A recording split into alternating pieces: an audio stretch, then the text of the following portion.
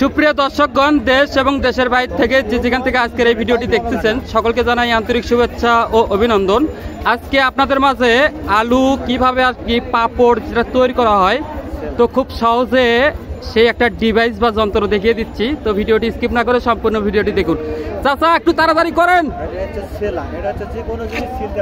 তাই আলু সেলা এবং চাকা এবং পেস্ট কাটা যে কোনো পেস্ট আলু মূলা গাজর শসা যা কিছু মানে খুব সহজে করতে পারবে।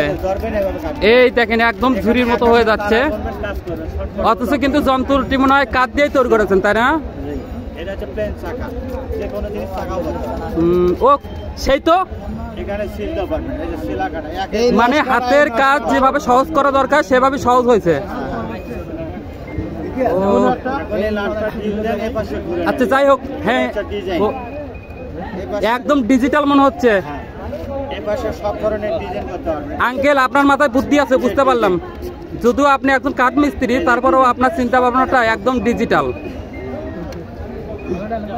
তো সবই তো হলে এটার প্রাইস কত কি রকম? 250 টাকা।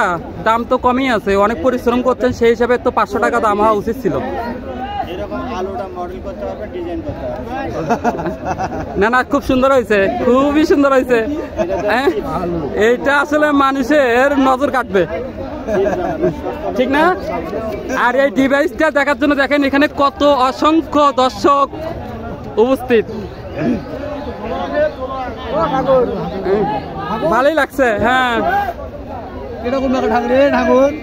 চাচা আপনাকে অসংখ্য ধন্যবাদ আমাদেরকে আসলে বিষয়টি সহজভাবে দেখানোর জন্য।